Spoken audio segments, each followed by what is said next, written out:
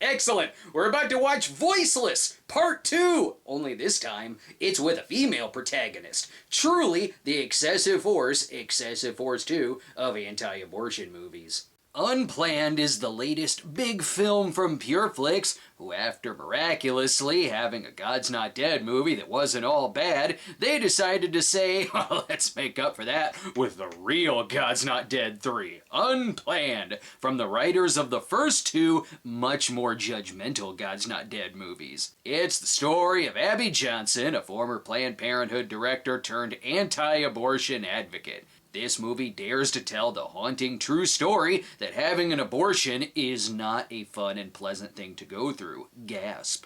As the poster clearly says, what she saw changed everything. And by everything, we mean nothing. This was a controversial film from the very start. The actors were warned by their colleagues not to take part in the film because it would damage their career.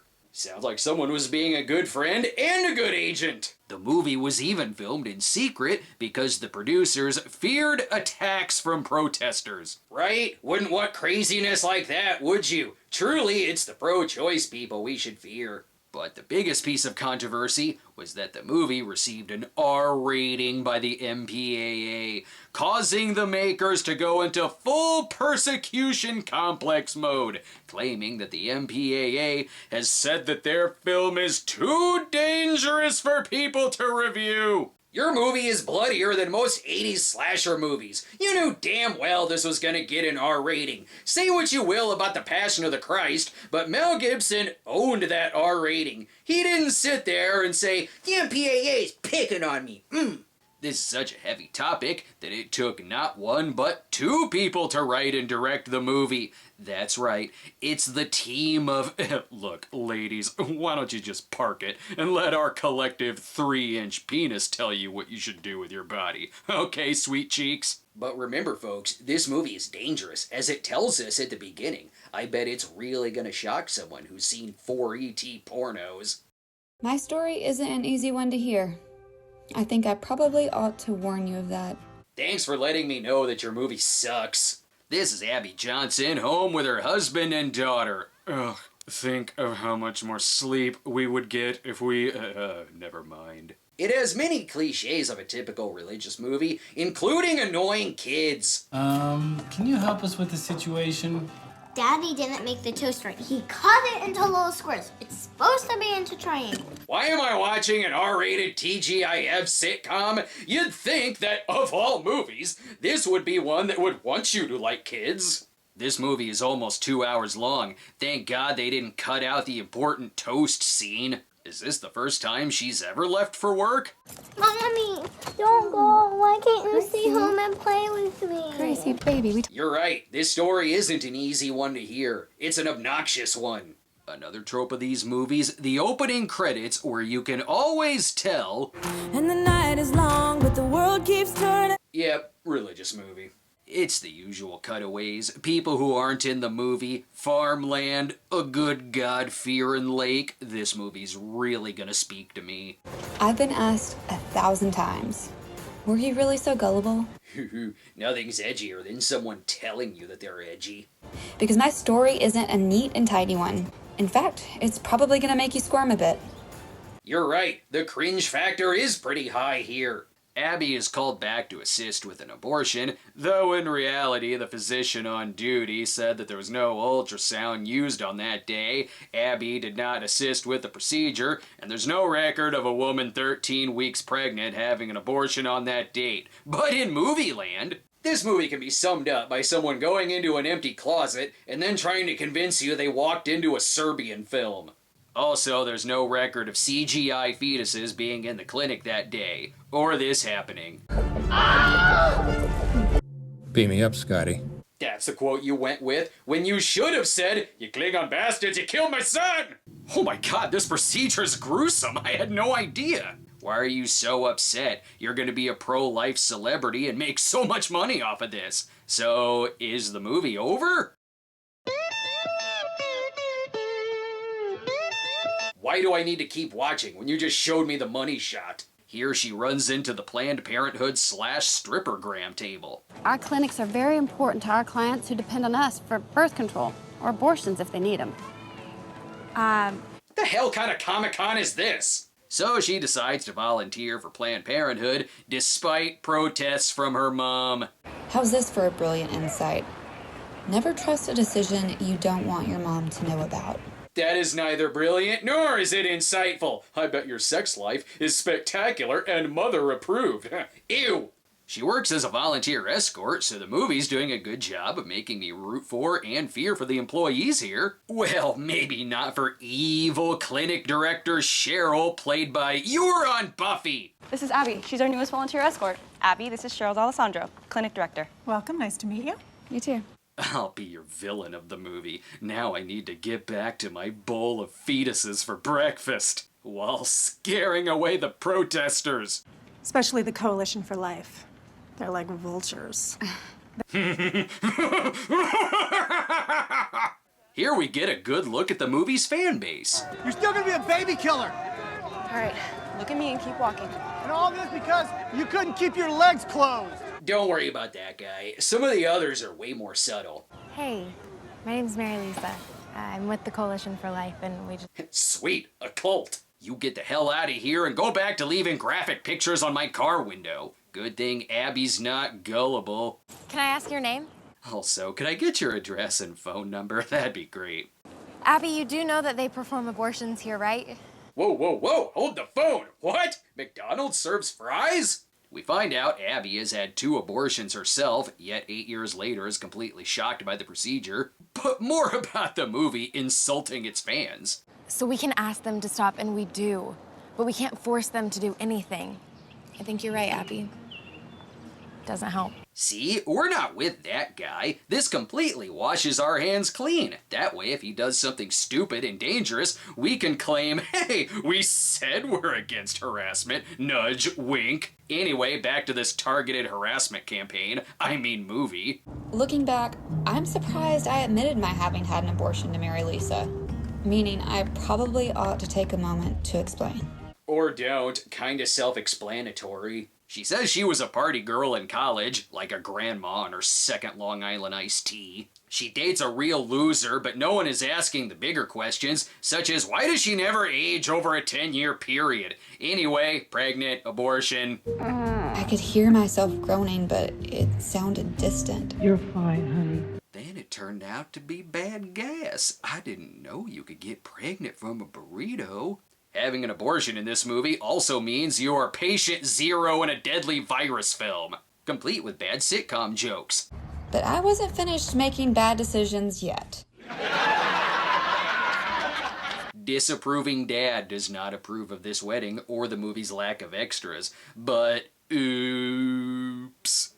So my next visit to the clinic wasn't as a volunteer escort, but as a client. No shit! Now she goes for a chemically induced abortion, complete with a bathroom scene with blood clots and gore falling right out of her vagina, dripping down her leg as she picks up the pieces out of the tub, then dumps them in the toilet, and moans curled up on the bloody floor. But oh yeah, it's only rated R for political reasons, like Saving Private Ryan clearly being rated R for nothing other than anti-war bias. Well, that was a fun night.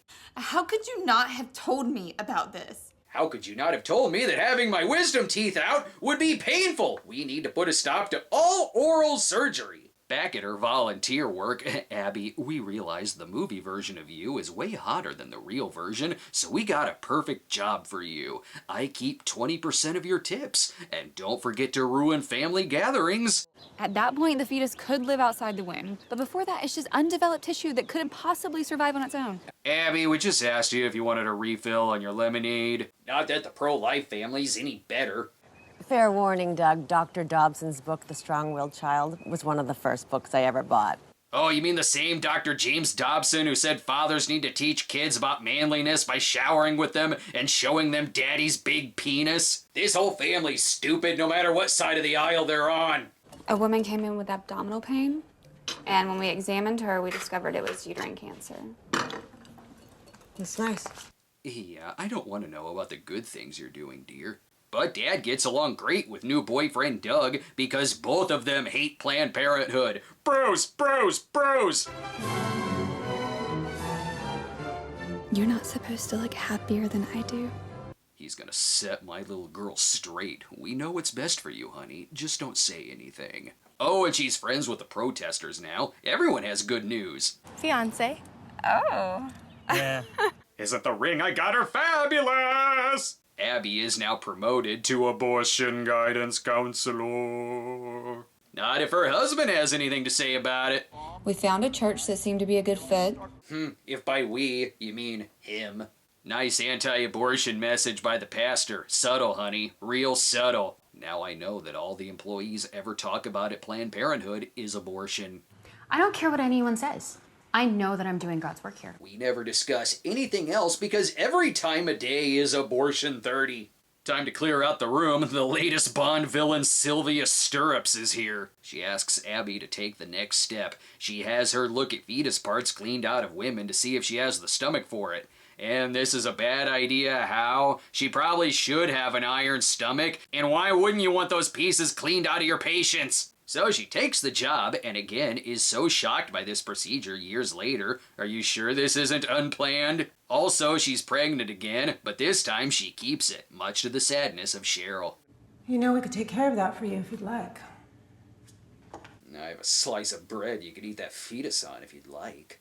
Apparently, this is the first time a Planned Parenthood employee has ever been pregnant.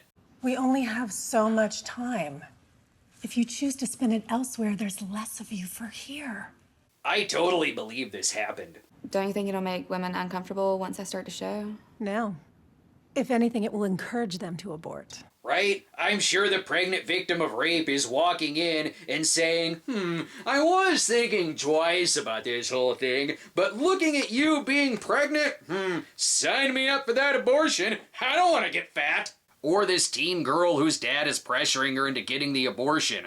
Much like in Voiceless, it's ironic when an antagonist of the movie is someone trying to take away someone's right to choose. As you can see, they're all bleeding heavily on the floor as if it's a nuclear holocaust zombie film. I still don't get why this is rated R. Much like how Day of the Dead had to be released unrated to escape the MPAA's anti-bunker bias. But you're gonna get an abortion and not see this movie? Yeah, and you can get a driver's license and not be allowed to see Death Race 2000. You're not a victim. There's a lot of flaws in the rating system. No ambulance! Cheryl, explain it to We her. do not do that. We never do that. Think about all the protesters outside. Abby now witnesses a much more graphic version of what she witnessed later. Afterwards, she must have memory loss, considering this is way more disturbing to witness than CGI Help Me Jesus fetus. What say you, Cheryl? If you're going to run this clinic one day, I need to trust that you're not going to panic at the sight of a little blood. Oh my god, how dare Cheryl make total sense? She'll be fine. We're sending her home with a bottle of ginger ale to cure that stomach ache caused by the cheesiness of the obligatory pop country montage. So rock-a-bye, baby, come and ride. Subtle. Guess you couldn't get the rights to Baby on Board by the B Sharps. Is this taking place in Stupidsville? Abby! You're expecting! Aren't you protesting there like every day and you're just now noticing this? Think about how much fun Christmas will be. Is there any greater blessing than a new baby? Join us. Look at how much free time we clearly have. So, are you concerned for your safety and that of your staff? Yes, absolutely. Violence is a real Cheryl was beside herself. Right? Maybe your clinic will be one of the ones that isn't attacked. Cheryl should really lighten up. See, look how peaceful the protesters are. Remember, we're still against this guy. He's not here right now because he's out buying a ticket to Unplanned. Oh, and Abby's the clinic director now. I guess I hoped that Grace's birth meant the end of all this. Now, if you'll excuse me, I need to refill your dad's glass of unhealthy urine. She and her husband have nothing in common except their love of debating abortion. If I get the job, I'll know that it's his will for me to run the clinic. Whatever you say, hon. Did I marry a condescending tool? Here's the most God's Not Dead scene of the movie. A patient can't come inside because the protesters are outside filming. Their reason? Abby, we've been accused of a lot of things, some of them criminal. This camera is our best evidence that what we're doing is peaceful. Uh-huh. In reality, the concern is that there's a lot of protesters who film the patient's license plates so they can track them later. The movie leaves out that little bit of information because of course it does. She is nice enough, though, to leave him with a straw man argument. And there have always been people willing to defend basic human rights. First, there was the fight against slavery. Then, it was the people who stood up against the Holocaust. And then he is going to compare those injustices to abortion. The truth is, you've just cited 3 examples of injustice. That can only occur when a whole segment of the population is dehumanized. Then she is going to walk away silently. Can't tell this is from the creators of God's Not Dead. Well, that went well. That went well. Piss off! Here, the sprinklers will scare away bad dialogue. What are you smiling about? You gotta give her this. She got us to move the camera. Now the patient's identities are safe from your cameras. Dickhead. All this during the height of abortion season. But if you walk out this office, then the soonest I can book you again is 2 weeks from today, and at 10 weeks the price goes up $100, plus you lose a discount. What can we do to send you home in a brand new 2019 dead fetus?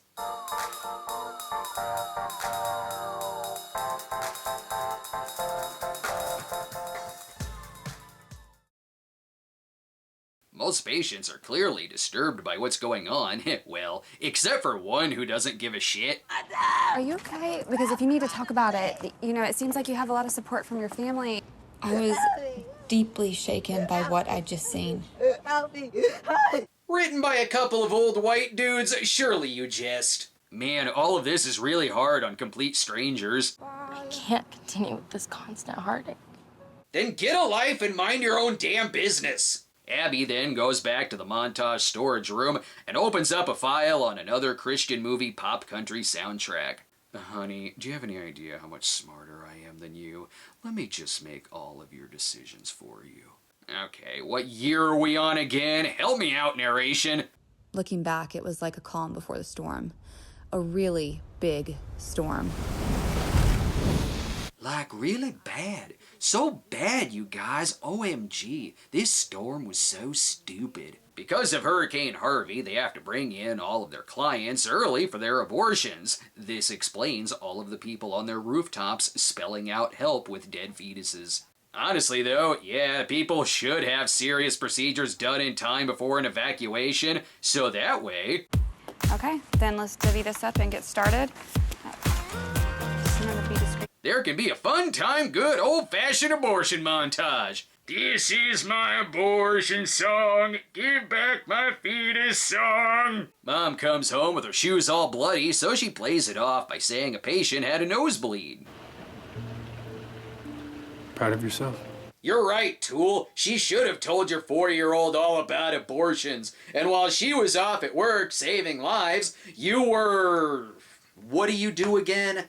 This causes Abby to win Employee of the Year and awarded the Golden Fetus. Their plan is to expand chemically induced abortions to every day and double the amount of abortions overall. In another scene straight out of God's Not Dead, she confronts Cheryl about how they should decrease abortions, and then in the hallway, she's threatened by her, much like when Professor Radisson did the same thing when publicly questioned by Josh Wheaton. Though Professor Radisson never said anything like this. Fast food outlets look to break even on the hamburgers they sell. That's all they do. I'm listening. Do you know how they make their money?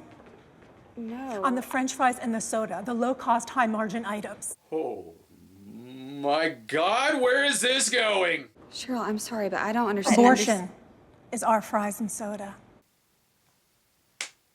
Congratulations. Movie quote of the year. That explains why dead fetuses taste so good when dipped in the signature sauce. I was shockingly right to mention McDonald's earlier. Abby's annoyance definitely pleases smug-ass husband for no other reason than smug-ass husband. Okay, pretend for a second that you're someone like me who believes all abortions are bad. Pretend that I'm someone who needs to mind their own damn business? Okay. Yeah, I don't know about this marriage.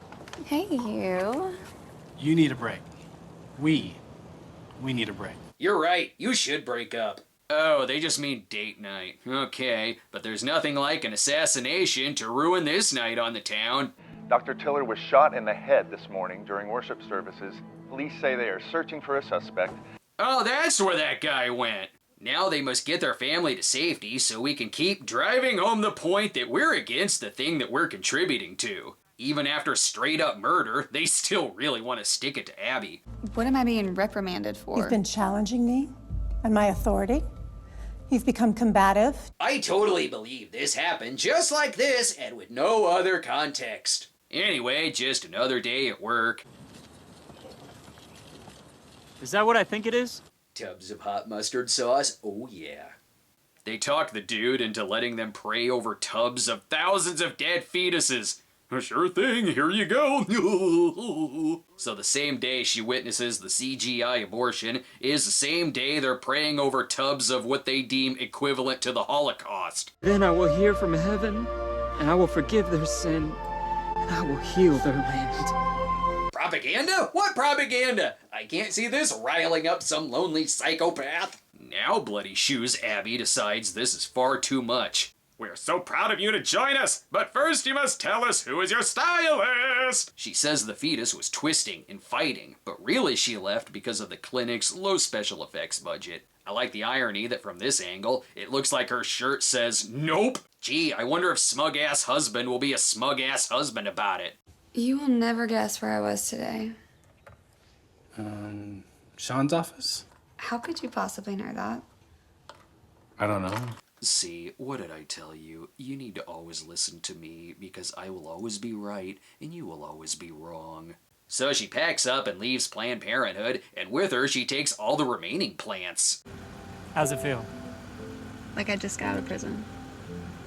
So you don't know what prison is, okay. Now she's gone and the movie should be over. There's still 30 minutes left. While this is emotionally crippling Abby, she still needs to remember that this is all her fault. I love you. And so does God. He'll forgive you if you ask.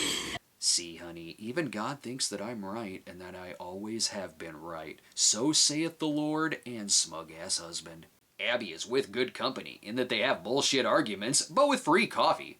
Planned Parenthood's own statistics show that if someone's praying outside the clinic, it can go as high as 75%. It's like this dirty little secret they don't want anyone to know. Oh, that you make some women scared and fear for their lives so they can't get the help that they need, which may not even involve abortions? Yeah, that's not a secret. But now she can practice her "join us" voice to scare people away from the clinic and to piss off Cheryl.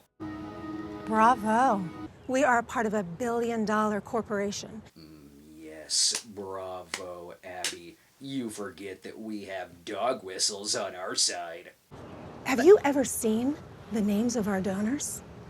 Soros, Gates, Buffett.